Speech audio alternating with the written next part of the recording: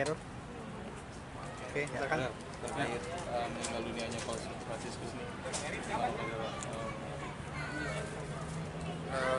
berduka ya, seluruh dunia berduka, termasuk aku pribadi berduka pokoknya. Kan sempat ke Indonesia waktu kemarin juga aku ikutin misa di GBK, melihat dan mendengar berita duka cita gitu ya, berduka.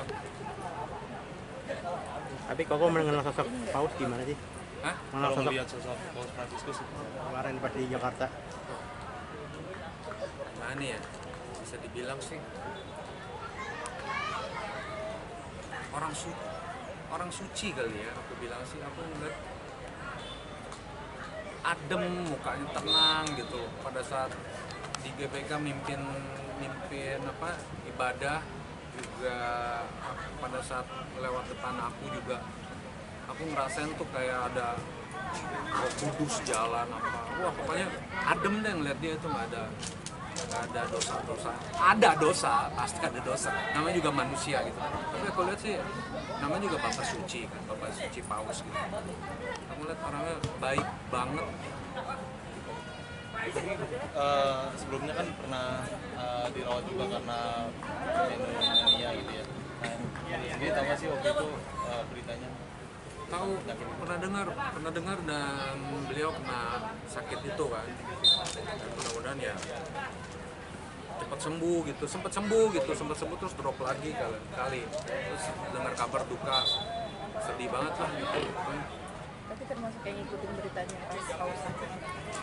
Dengar berita dong, kan aku Katolik juga, aku pasti juga ngikutin beritanya gitu kan. Pemimpin nomor 1 kan sekarang gitu di dunia Katolik.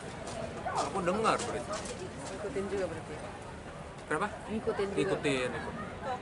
Melihat perjalanan hidupnya beliau sampai akhirnya menuju terakhir, dan bisa dibilang dia Tuhan ya hidupnya itu bagaimana melihat kita sebagai Kristen? Ya, pilihan hidupnya sudah memilih di jalan Tuhan gitu kan. Aku lihat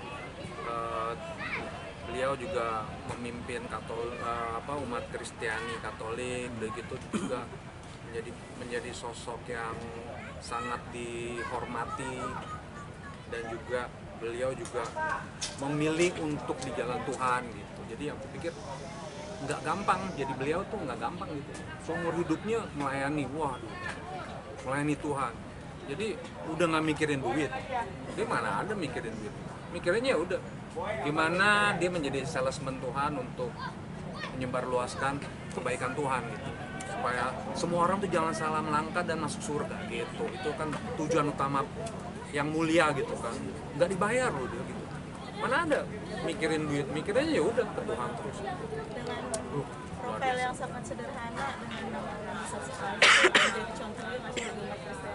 Itu dia, kita kan umat Kristiani kadang juga masih kerja mencari uang gitu ya. Itu sih nggak salah, itu harus ya, karena kan kita juga butuh uang di dunia ini.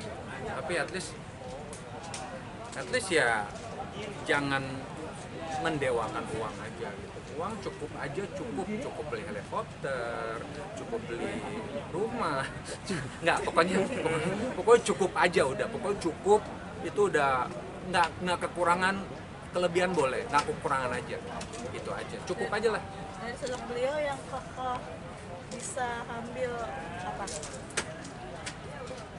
dari kesederhanaan atau waktu kemarin dia mimpin ibadah, aku nangkep kita harus hidup tuh sesuai dengan jalan Tuhan. Karena di dunia ini tuh nggak ada yang abadi. Jadi pendeta ya, di dunia ini nggak ada abadi dan sementara di dunia ini. Jadi gimana kalau kita misalkan setelah meninggalkan dunia ini tuh, itu adalah dunia yang abadi. Setelah dunia ini yang fana ini, kita meninggalkan dunia ini, setelah itu adalah dunia yang abadi, beliau bilang. Langsung merinding kan tuh. Jadi di dunia ini nih sementara. Kita hidup di dunia 80, 90, 100, maksimal 100. Kalau dikasih bonus itu udah 100, udah bonus banget. 80 mentok lah sekarang, udah susah hidup 80 tahun kan. Itu juga udah bonus gitu. Tapi ya mudah-mudahan kita bisa lebih gitu. Ya Selebihnya selamanya di Taman Firdaus itu. Di mana Taman Firdaus? Surga.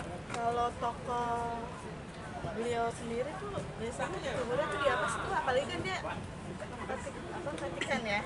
Biasanya ada tempat tersendiri nggak sih? Tergantung permintaannya, tergantung permintaan beliau dan juga semuanya, apakah mau dikremasi atau mau dikubur. Aku rasa sih dikubur, biar semua orang kan mengenang sosok Paus Fransiskus kan, Paus kita gitu. Paus